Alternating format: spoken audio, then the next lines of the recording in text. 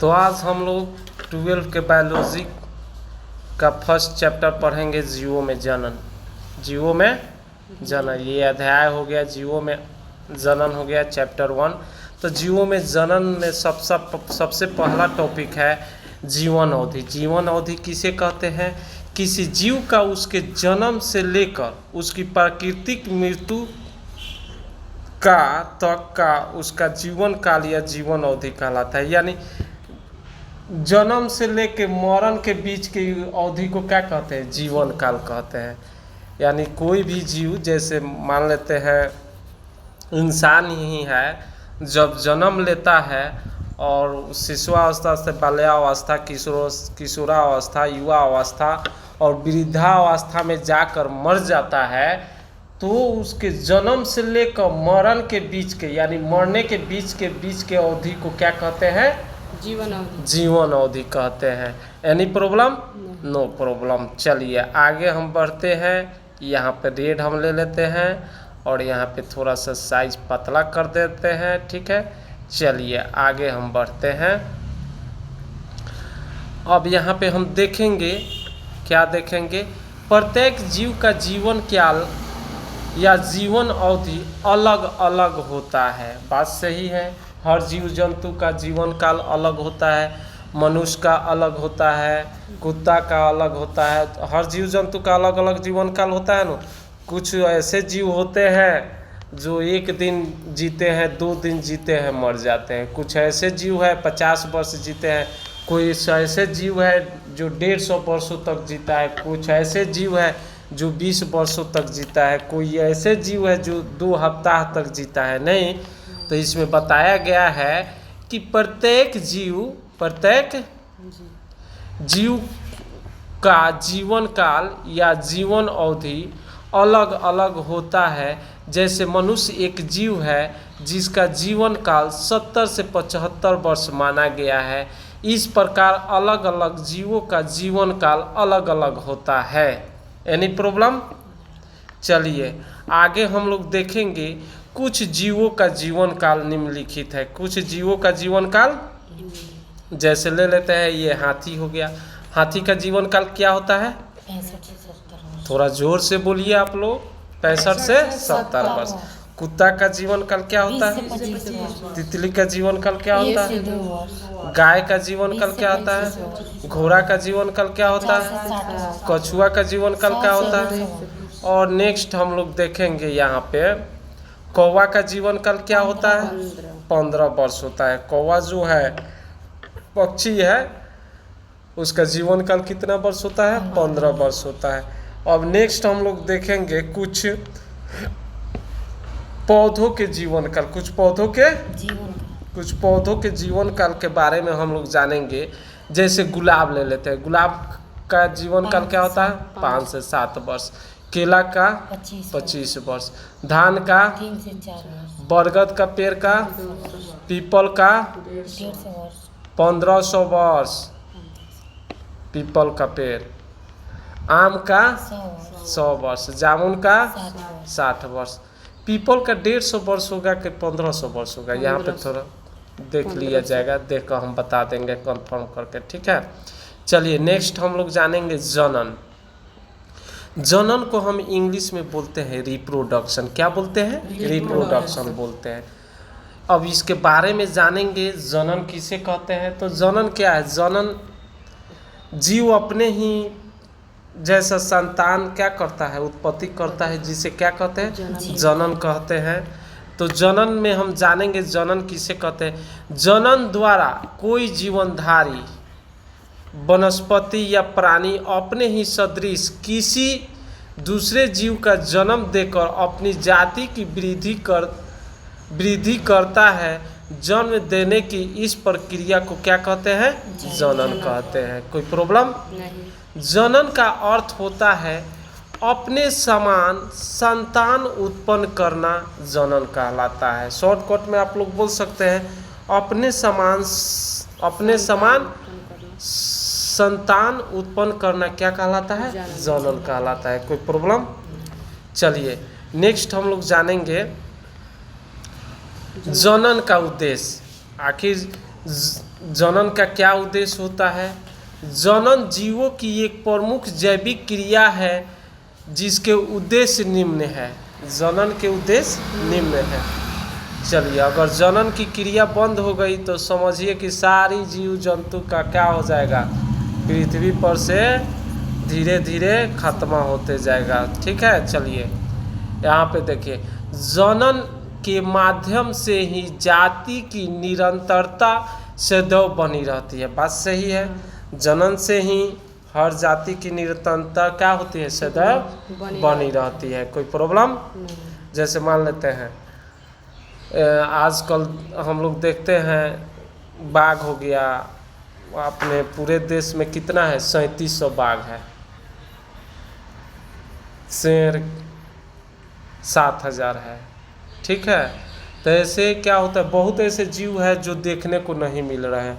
क्यों? क्योंकि उसमें ये निरंतरता नहीं है जनन करने की, ख़त्म होते जा रही है। तो क्या होती है, उसकी प्रजाति ही ख़त्म होते जा रही है। तो जनन जरूरी है। जीव जनन कहते हैं और अपने जीव जनन करते हैं और अपने समान संतान उत्पन्न करते हैं। जीव जनन करते हैं, यहाँ पर करते होगा। ठीक है, जीव जनन करते हैं। बात सही है कि नहीं? जिससे उनकी संख्या में वृद्धि होती है। बात सही है। जीव जनन करते हैं तभी ना उसके समान संतान उत्पन्न होता है, और जिससे उनकी संख्या में क्या होती है, वृद्धि होती है। Any problem? नेक्स्ट ये पॉइंट देखेंगे, जनन से विभिन्नताएं उत्पन्न होती है और विभिन्नताओं से विकास होता है। बात सही है। जनन से विभिन्नताएं उत्पन्न होती है और विभिन्नताएं से क्या, विकास उत्पन्न होता है। और मनुष्य का ही ले लें, बहुत सारे जनसंख्या बढ़ते जा रहे हैं। अपना भी भारत देश है जो चीन के समक्ष जनसंख्या के बराबर में आ गया है। तो जैसे जैसे जनसंख्या बढ़ता है वैसे वैसे क्या, विकास भी तो होता है। ठीक है, चलिए नेक्स्ट पॉइंट देखेंगे, जनन के द्वारा ही किसी जीव की मृत्यु होने पर भी उसकी जाति का अस्तित्व बना रहता है। बात सही है। जनन के द्वारा ही किसी जीव का मृत्यु होने पर भी उसकी जाति का अस्तित्व बना रहता है। बात सही है। जैसे ले लेते हैं, घर में जो वृद्ध लोग रहते हैं क्या, मृत्यु हो जाता है, लेकिन उनके बाल बच्चे जो रहते हैं क्या होते हैं, दर पीढ़ी दर जनरेशन चलते रहता है। चलिए जनन के प्रकार हम देखेंगे। जनन के प्रकार, तो जनन के मुख्य रूप से 2 ही प्रकार होते हैं। ठीक है, अलैंगिक, लैंगिक। एक कायिक भी होता है। क्या होता है? कायिक। ठीक है, तो इसमें 3 निम्न प्रकार के होते हैं, कायिक, अलैंगिक, लैंगिक। तो हम सबसे पहले जानेंगे कायिक जनन क्या है। नहीं, कायिक जनन क्या है या कायिक जनन किसे कहते हैं? जब किसी पौधे में जड़, तने, पत्ती के द्वारा नए पौधे को जन्म दिया जाता है तो उसे हम कायिक जनन या वर्धी जनन कहते हैं। कोई प्रॉब्लम नहीं?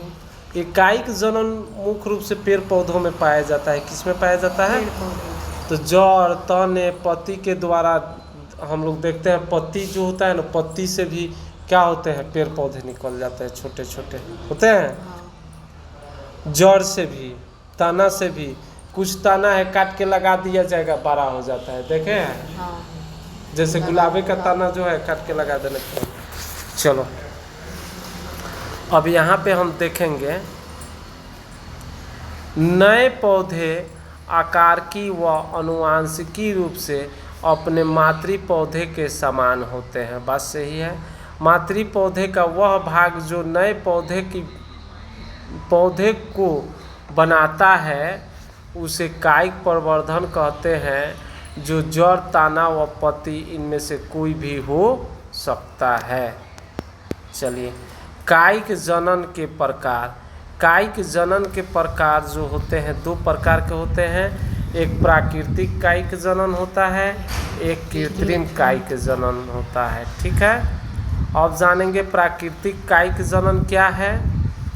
प्राकृतिक कायिक जनन में स्वतः ही पौधे का रूपांतरिक भाग या कायिक प्रवर्धन अंकुरित होकर नए भाग को जन्म देता है। प्राकृतिक कायिक जनन की विधियां निम्नलिखित है। प्राकृतिक कायिक जनन की विधियां निम्नलिखित है। जड़ों द्वारा कायिक जनन, जड़ द्वारा भी होता है कायिक जनन। जब कोई पौधा जड़ों द्वारा अपने समान नए पौधों को जन्म देता है तो उसे हम जड़ों द्वारा होने वाला कायिक जनन कहते हैं। बात सही है। जड़ द्वारा नया नया पौधा निकलता है। तो जैसे ले लेते हैं परवल में, परवल जो होता है, परवल का देखिए लता, शकरकंद, सतावर के पौधे, ये सब जो होते हैं ना, जड़ से ही क्या होते हैं, पौधे निकलते हैं। चलो अब हम यहाँ पे देखेंगे तनों द्वारा होने वाले कायिक जनन। तनों द्वारा होने वाले कायिक जनन, जड़ के ऊपर वाला जो भी टहनी वहनी दिखाई देता है, शाखाएं होती है, वो सब ताना कहलाता है।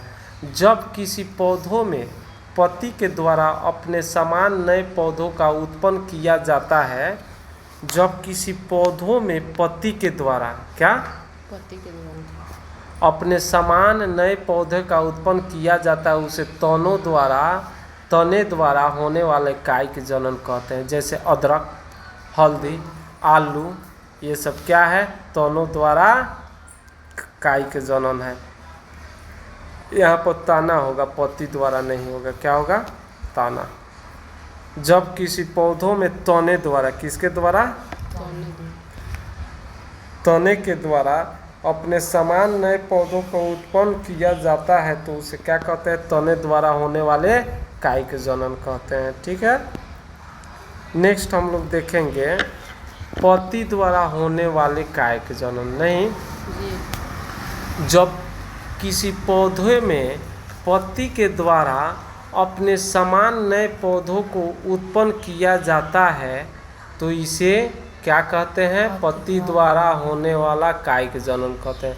जैसे अजूबा, बिगोनिमिया में होता है। अजूबा जो पेड़ होता है ना, उसके पत्ती से ही क्या होते हैं, पौधे निकलते हैं। ये बिगोनिया में भी यही होता है, पत्ती लगा देने पर। एक पत्थर चट्टा होता है।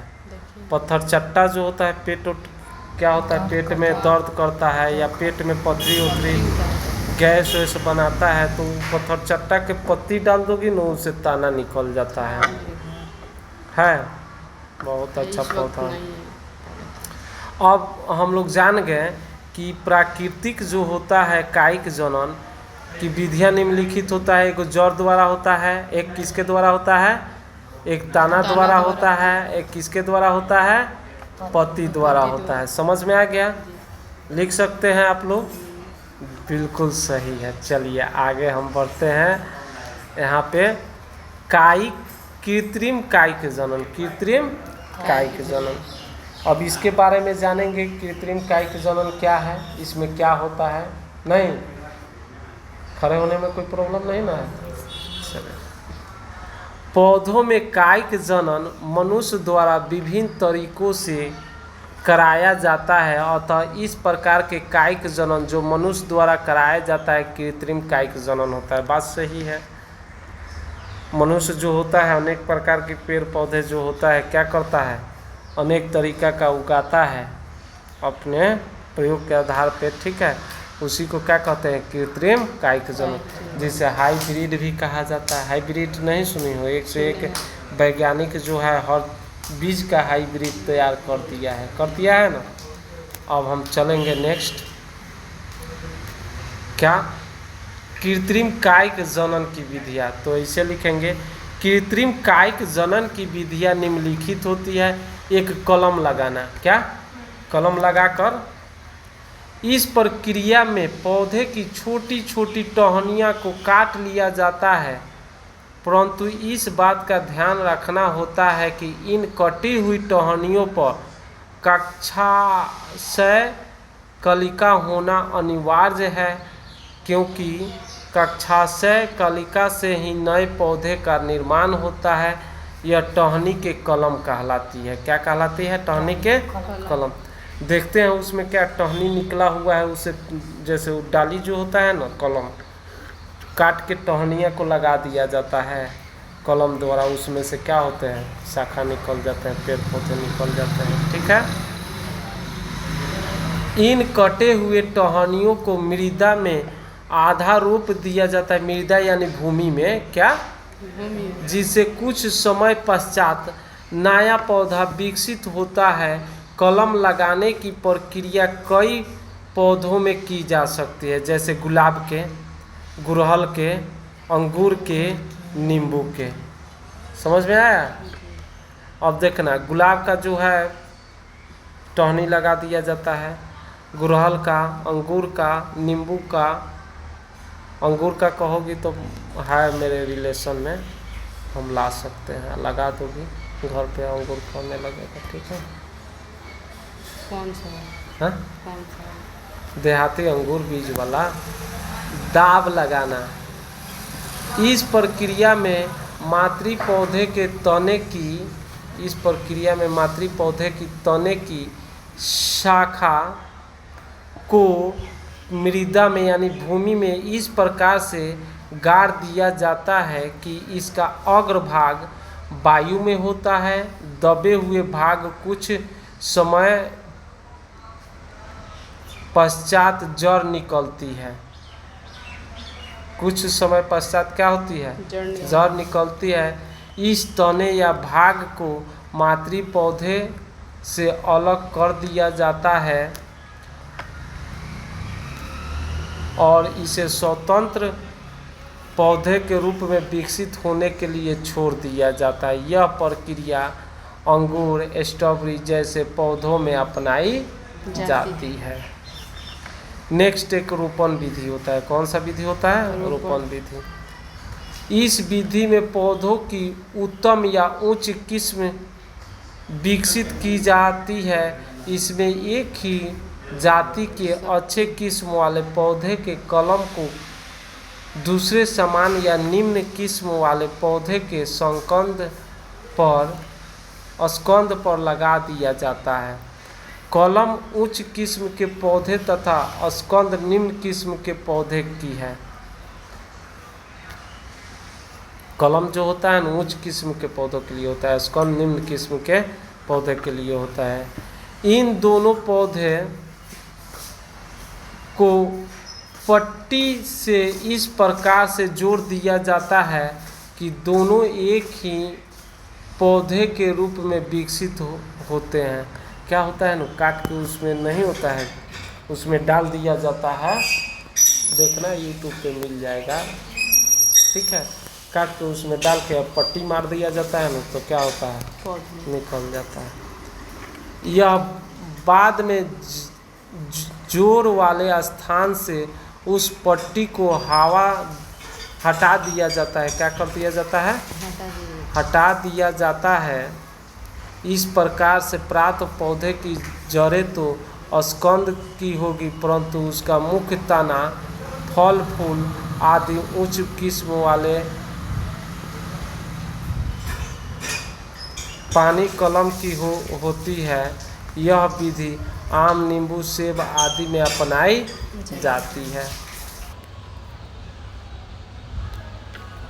आगे गुटी बांधना। क्या? गुटी बांधना। यह दाब लगाने की विधि का ही परिवर्तित रूप है। इस विधि का प्रयोग वृक्षों की अधिक ऊंचाई पर स्थित शाखाओं पर किया जाता है। यहाँ पर दाब विधि का प्रयोग नहीं हो पाता है। इसमें वृक्ष की एक स्वस्थ शाखा के बीच से चाकू द्वारा छाल हटा देते हैं। कटे हुए भाग पर गीली मिट्टी लपेटकर मोटे कपड़े या टाट द्वारा बांध देते हैं। इसे गुटी कहते हैं। कुछ दिनों पश्चात कटे भाग में अपस्थानिक जड़ें निकलने लगती है।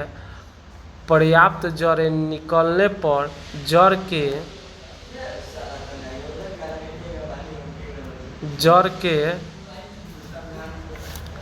पीछे से शाखा को काटकर अलग कर लिया जाता है।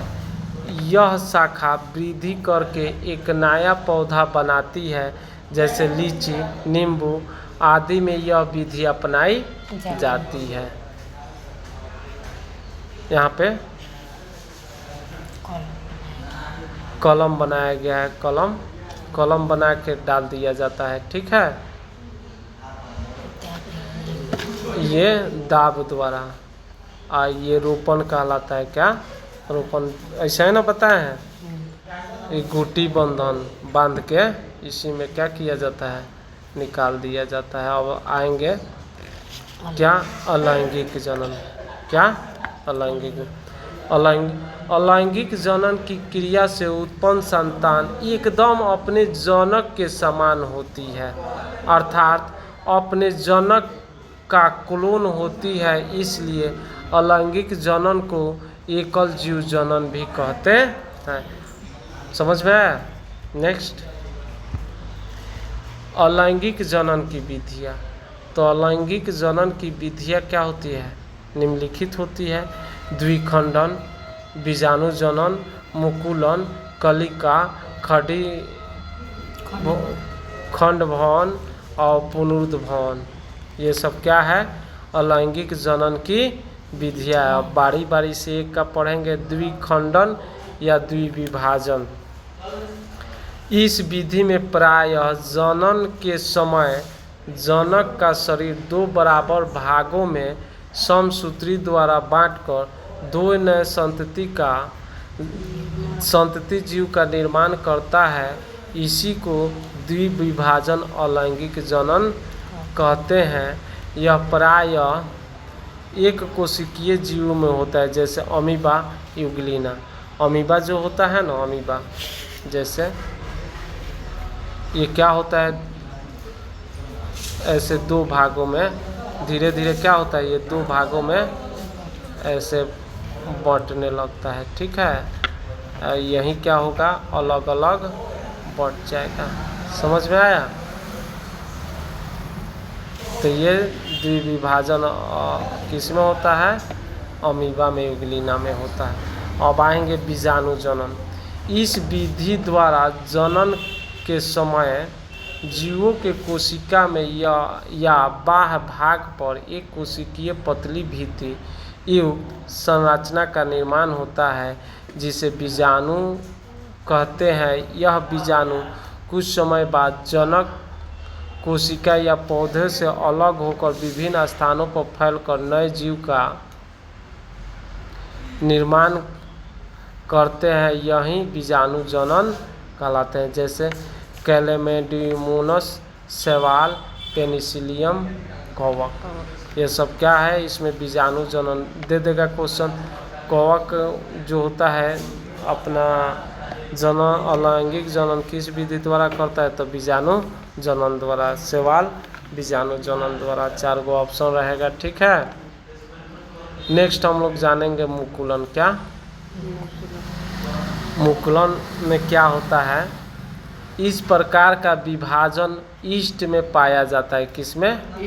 ईस्ट में। यह है, इस विधि में ईस्ट कोशिका में बाह्य भाग पर जनन के समय गोलाकार कई संरचनाएं बनाती है, जिसे मुकुलन कहते हैं। यही मुकुल ईस्ट से अलग होकर अनुकूल समय आने पर एक नए ईस्ट में बदल जाता है। कलिका। क्या कलिका जब किसी पौधे में पत्ती या तने के अग्रभाग पर बहुकोशिकीय हरे रंग की गोलाकार संरचनाएं बनती है, तो उसे क्या कहते हैं? कलिका कहते हैं। और यही कलिका मातृ पौधों से अलग होकर अनुकूल समय आने पर नए पौधों के रूप में क्या होता है? बदल जाता है। जैसे में क्या होगा, फुलेनेरिया पौधों में होता है ये कलिका। नेक्स्ट, खंड भवन, खंडी भवन। ठीक है, इस विधि में बहुकोशिकीय जनक जंतु का शरीर 2 या 2 से अधिक खंडों में स्वतः टूट जाता है और प्रत्येक खंड अनुकूल समय आने पर एक नए पौधे या जीव में बदल जाता है। जैसे में ले लेते हैं स्पाइरोगाइडा शैवाल, यूलोथिक्स शैवाल। पुनरुद्भवन कुछ जीवों में पुनरुद्भवन की असीमित क्षमता पाई जाती है, जैसे प्लेनेरिया, स्पंज, हाइड्रा व अमीबा। यदि इन जीवों का शरीर कुछ टुकड़ों में विभाजित कर दिया जाता है और वे प्रत्येक टुकड़े जिसमें केंद्रक का अंश उपस्थित होता है, वे टुकड़े पुनः विभाजन द्वारा पूर्ण शरीर का निर्माण कर सकते हैं। इस प्रक्रिया को पुनरुद्भवन कहते हैं। ठीक है, पुनरुद्भवन कहा जाता है। नेक्स्ट हम लोग जानेंगे अलैंगिक जनन के लाभ। अलैंगिक जनन के लाभ निम्नलिखित है। इस विधि द्वारा उत्पन्न संतान आनुवंशिकी व आकारी में जनक के समान होती है। इस विधि द्वारा उत्पन्न संतान में गुणसूत्रों की संख्या जनक के गुणसूत्रों के संख्या के समान होती है। किसमें? अलैंगिक जनन में। ठीक है, इसमें जनक के लिए केवल एक जीव की आवश्यकता होती है। इसमें युग्म जनन, निषेचन आदि की आवश्यकता नहीं होती है। इसमें एक ही जीव की आवश्यकता होती है अलैंगिक में। अलैंगिक जनन की हानियाँ, लाभ जान गए, अब इसका हानियाँ जानेंगे।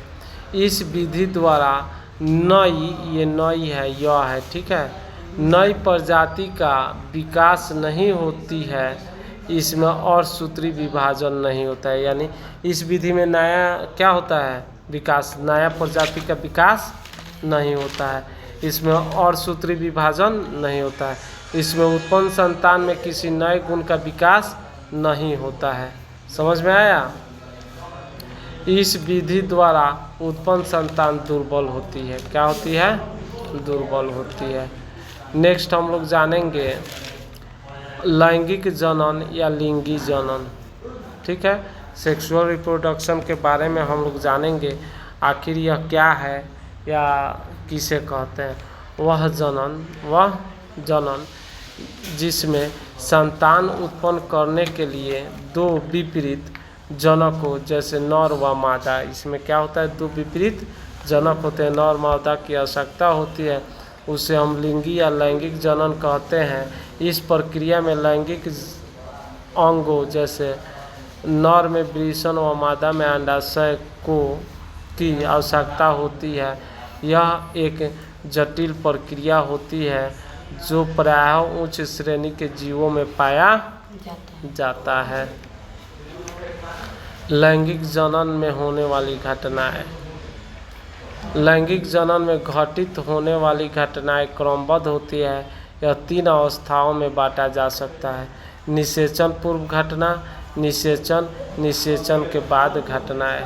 ठीक है, ये पूर्व निषेचन कहते हैं, इससे क्या बोलते हैं? पश्चात निषेचन। नहीं, चलो तो हम सबसे पहले जानेंगे निषेचन पूर्व घटना। लैंगिक जनन में नर व मादा युग्मक के मिलने से पहले होने वाली घटनाएं को निषेचन से पूर्व होने वाली घटनाएं कहते हैं। क्या कहते हैं? निषेचन से पूर्व होने वाली घटनाएं कहते हैं, जो इस प्रकार है।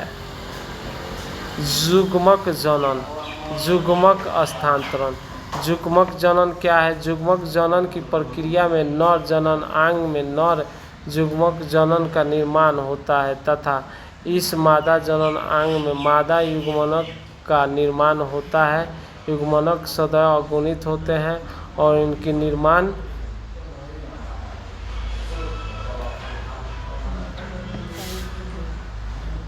जनन कोशिका में असूत्री विभाजन के फलस्वरूप होता है। ये युग्मनक प्रायः जनन कोशिका होती है जिसके संयोजन से जुग्मनज का निर्माण होता है। जुग्मक स्थानांतरण, जुग्मक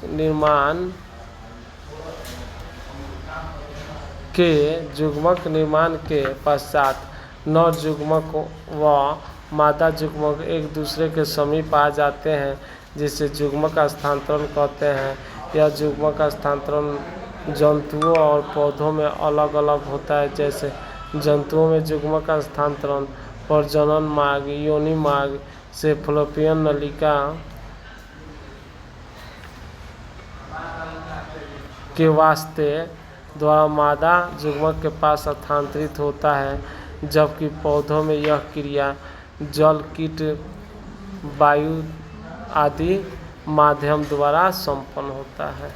ठीक है, किसमें? अलैंगिक में। लेकिन लैंगिक में क्या होता है? प्रजनन मार्ग में योनि मार्ग से फलोपियन नलिका के रास्ते मादा जुग्मनक होता है। ठीक है। निषेचन क्या? निषेचन क्या है? तो निषेचन प्रक्रिया में नर जुग्मक व मादा जुग्मक एक दूसरे से संलयित होते हैं। इस प्रक्रिया को युग्मक संलयन कहते हैं। इस पश्चात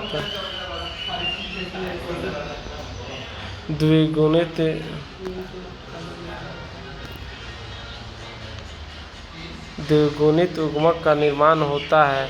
इस प्रक्रिया को निषेचन कहते हैं। इसे सिंगैमी भी कहा जाता है। अब जानेंगे निषेचन के बाद होने वाली घटनाएं। निषेचन के बाद होने वाली घटनाएं, चलिए। निषेचन के बाद होने वाली घटनाएं, होने वाली समस्त घटनाएं निषेचन पश्चात की घटनाएं कहलाती है। इसमें नर युग्मक एन व मादा युग्मक एन संलयन के बाद युग्मनक 2n का निर्माण होता है। जुग्म जनक वृद्धि करके भ्रूण बनाते हैं। भ्रूण विकसित होकर नए जीव का निर्माण करते हैं।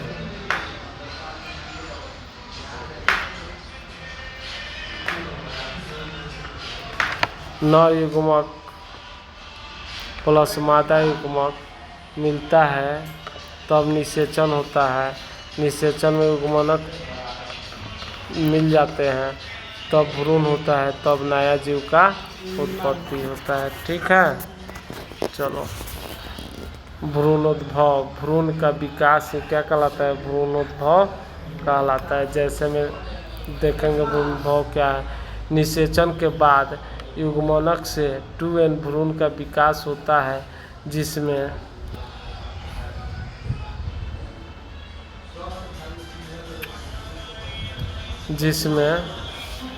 भ्रूणोद्भव जिसे भ्रूणोद्भव कहते हैं। इस प्रक्रिया में यह युग्मनक 2n बार बार समसूत्री विभाजन करके कोई कोशिका बनाती है। फिर यही कोशिकाएं ऊतक बनती है और यही ऊतक मिलक अंगों का निर्माण करते हैं। यह अंग मिलकर अंग तंत्र का निर्माण करते हैं और यही अंग तंत्र नए जीव का निर्माण करता है। समाप्त। तो यहाँ पर फर्स्ट लेसन समाप्त हो गया। इसे आप लोग याद करके लाएंगे। ठीक है, लिख कर लाएंगे। कोई प्रॉब्लम?